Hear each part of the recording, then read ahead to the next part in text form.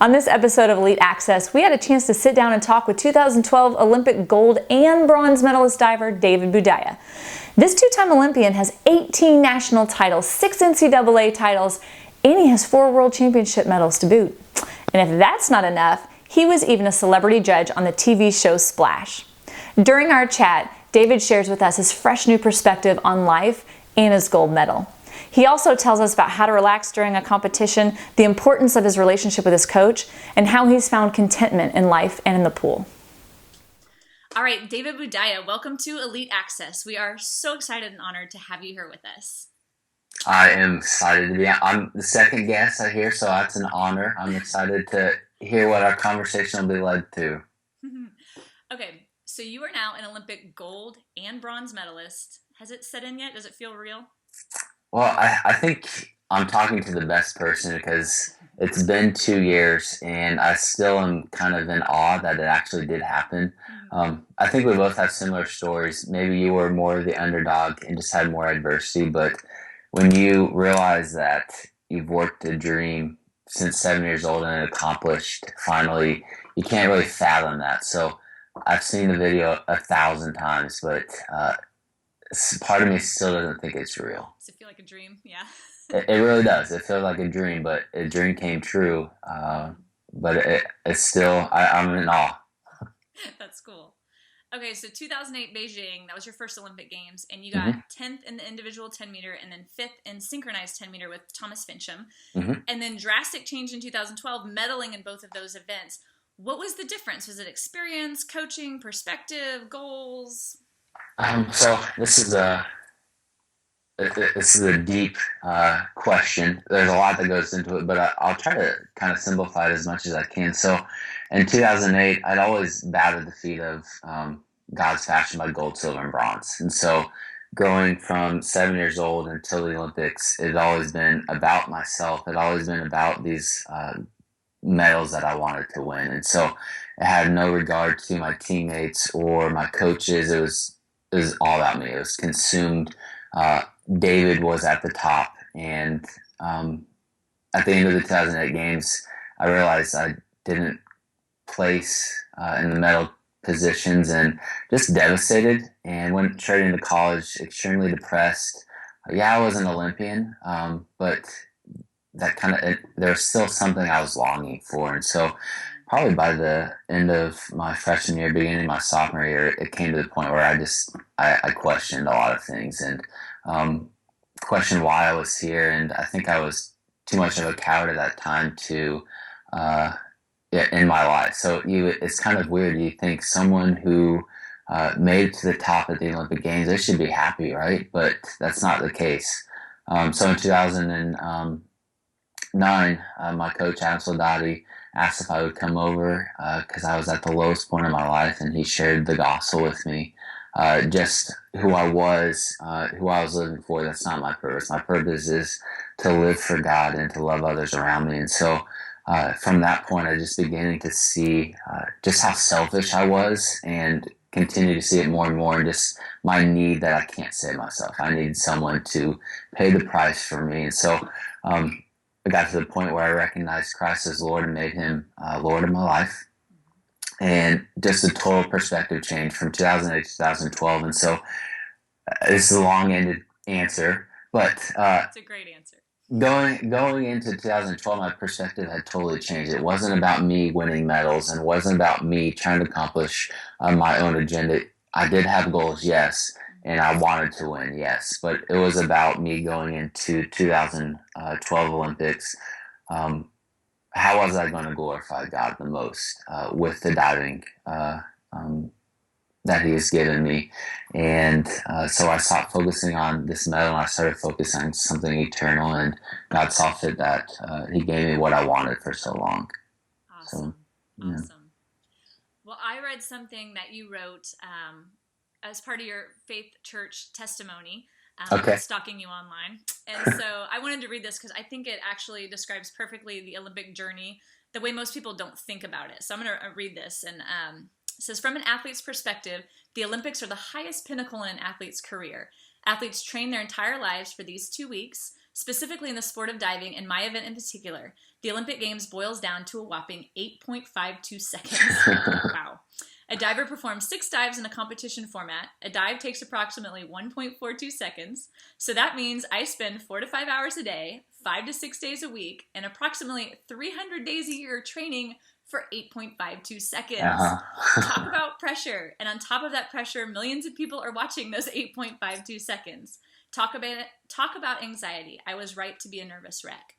I mean, how do you even begin to prepare to deal for that kind of intense pressure that would break most people?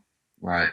So when you list off those statistics, it's a little depressing because I've been doing the same dives for almost 10 years now, the exact same ones on 10 meter to do 8.2 seconds in a competition, and they're still not perfect. But I think that's what keeps me going because I strive to make them perfect. But we always you always hear, but when you're in practice, you want to act like it's a competition. And vice versa, when you get to a competition, you want it to feel like a practice. And so when you actually get to the point where that actually comes true, your perspective towards the competition is totally different. You're able to go into competition totally relaxed, totally reliant on the work that you put in to get to that point. And you stop making this competition your entire life. So that's what happened for me. 8.2 seconds boils down for 10 years of work, and this is what I'm going to show for it right here, right now. But I keep on saying it, but you have to keep gaining perspective, why you're doing what you're doing, why you're doing it. And it takes the pressure off of me, at least. That's great. So, okay, although you won a gold medal in London, you almost didn't make it out of the prelims. Yeah. And in an interview following the prelims, you said, "The coolest thing about this is that God is perfect and sovereign." Can you explain what that means? Yeah, so I think we hear this a lot, especially if we get into our Christian circles or get into church, that, well, God is under control. He has everything under control. And I 100% agree that. But when you understand the characteristic that God is perfectly holy and perfectly sovereign, so he is absolutely in control of our lives, and he's doing it for a reason. So that reason for me in 2012, not doing what I could have done in the preliminary event, placing 18th, God did that for a reason so that I could be conformed more like his son. And so at that point, I could either go into 2 modes. I can go into self-pity and wallow in my defeat, I guess you could say, or I can be thankful, glorify him, and just realize the opportunity that I have an opportunity to grow more like Christ and show that to a country that expects gold medals, I guess you can say. Yeah. So that's what I mean by God is perfectly sovereign. Beautiful. Okay, and you've talked also a lot about finding contentment, and I think that's kind of what you're leading to. But is there another situation where you've had to struggle to find contentment in God in your situation? Like, what does that mean exactly? I know in that situation, but maybe what's a life example you could give us? Right. So that's a really good question. It's a really good question. So finding contentment, not in diving, but maybe somewhere in life. Mm-hmm. Is that what? So I think the hardest position for me, and I'm curious what you would say as well. So you reach the pinnacle of your sport, you win the gold medal. Mm-hmm. Now what? Right. So do I continue diving, or do I just do speaking engagements, or do I find a, I guess, quote unquote, real job? And so after 2012, I married my then fiance, Sunny. So Sunny and I, newlyweds, going into probably the hardest year, I guess, professionally in my life. So struggling with setting goals with diving and then determining whether I should book something professionally. But I didn't realize it until the end of the summer of 2013 that I was putting the fact that I always want more. I always want more money. I always want to look that much better, and always struggling with, why can't I be thankful for this here now? Why can't I be thankful for my beautiful wife who worked extremely hard to keep me humble and to help show me that I can continue to grow? Why can't I be thankful just for this day instead of something that could potentially happen in the future.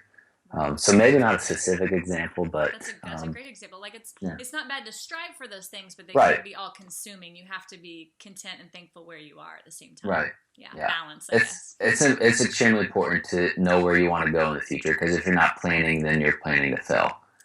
However, there's a dichotomy. You have to make sure that you're living for just this day, because you're not promised tomorrow. So exactly. Yeah. Very, very good.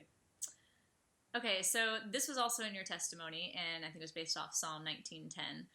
The word of God is more desirable than gold. Yes, that much fine gold. Even the gold of an Olympic medal. I totally botched that. Let me try again.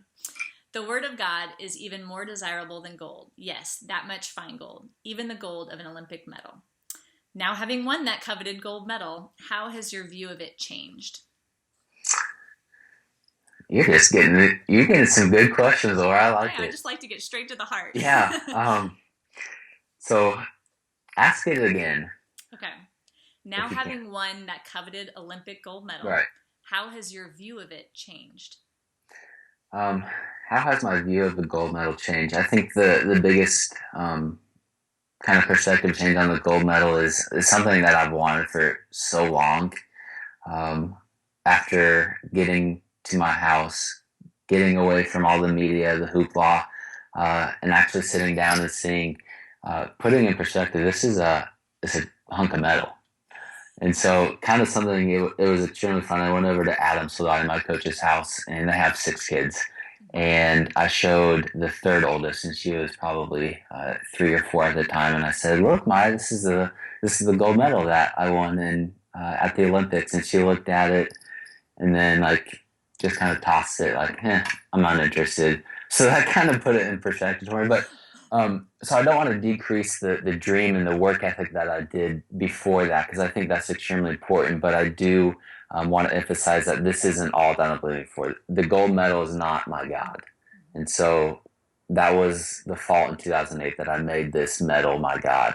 And so the God that I live for now is not temporary. He's not in this little circle and it's the ribbon around it. My God is eternal and perfect and sovereign and good, and just gives us good things. So that's what I mean by that. It's changed a lot.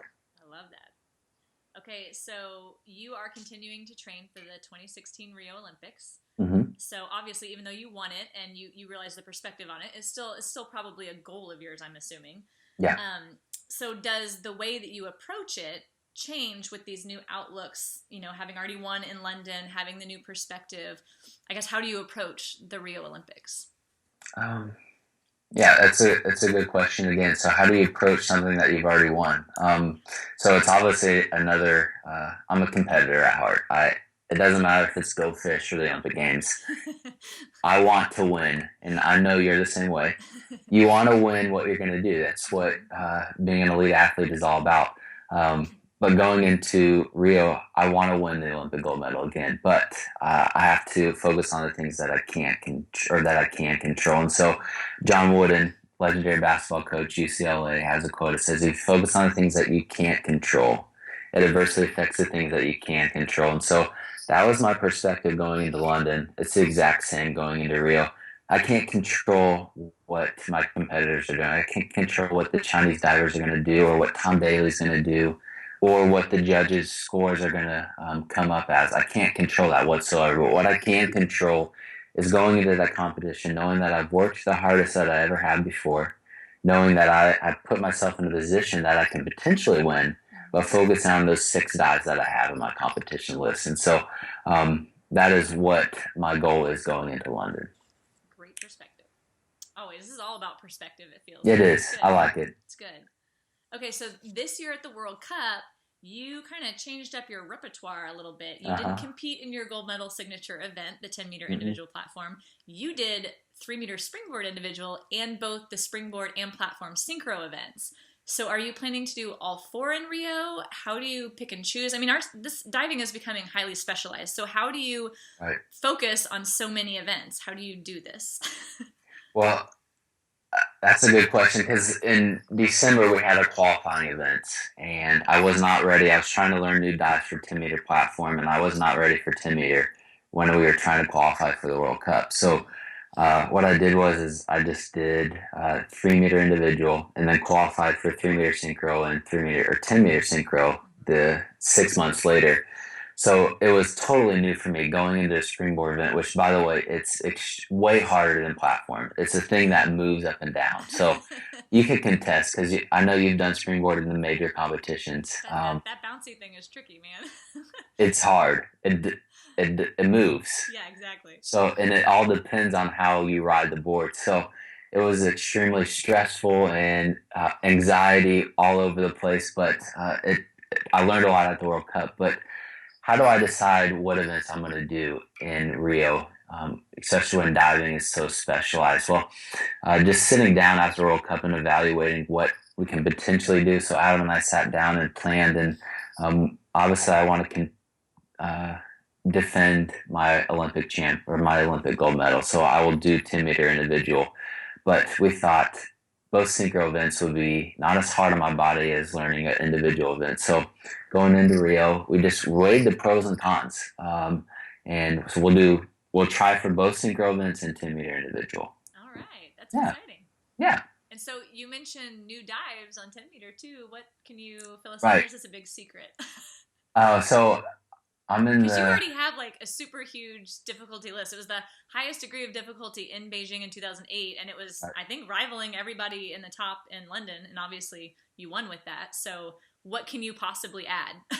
Right. So God has made us cultivators. So we always want to continue to grow and strive and do more. And so that's exactly what the world did. So I think the Mexicans did it, but they did a triple N. And then you saw them do inward 4.5 on 10 meter. And so they were like, we don't care about the rest of you. We're going to continue throwing these hard dives and you can come with us or not.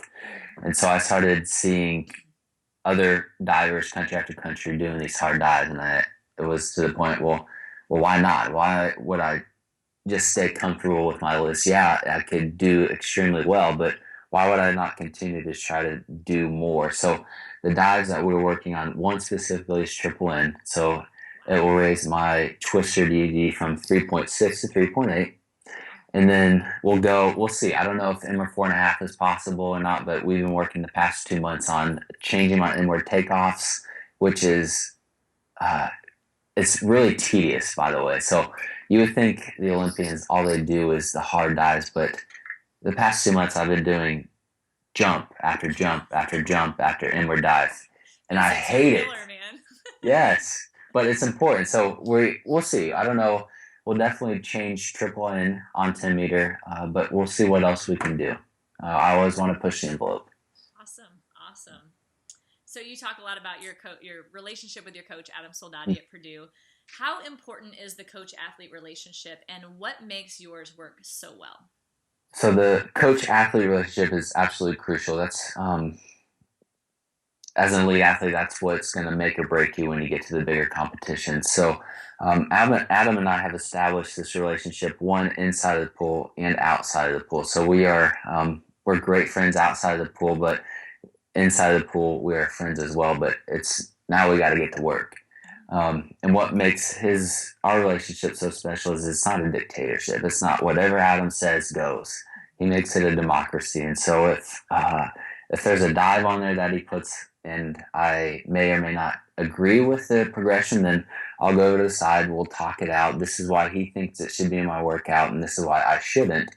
And then obviously he makes the executive decision on what is going to happen. But he invites the critiques, he invites the criticisms, and I think that's what makes him so special. And it sounds like you trust whatever he does executively decide.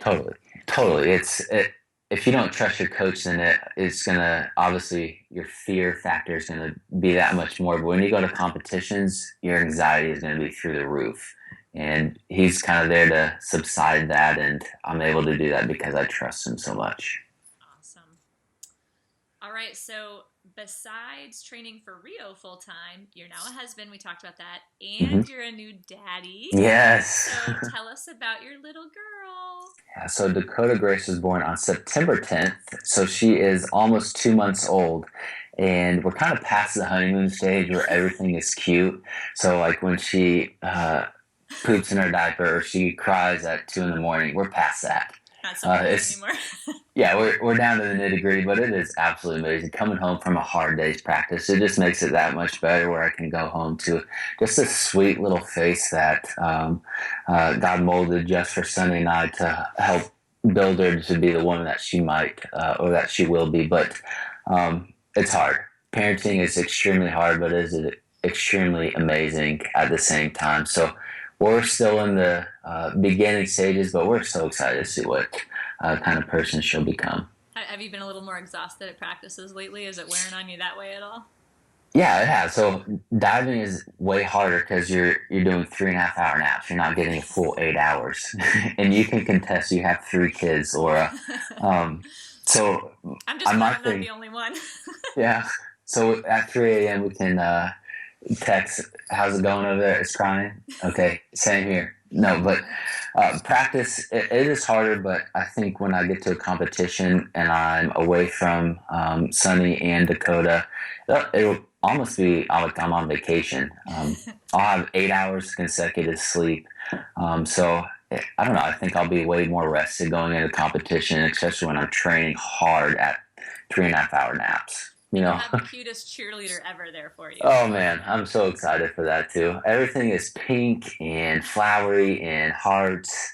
So it'll be interesting 2 years from now doing tea parties, you know. Oh yeah, at Rio. There you go. That'll be great. Yeah. We touched on a lot, but we really appreciate your time, David, your insight, your wisdom. Absolutely fantastic interview. Thank you so much for being on. My pleasure. I'm thankful that you would want to invite me to be on this. So best of luck to you and to everyone training.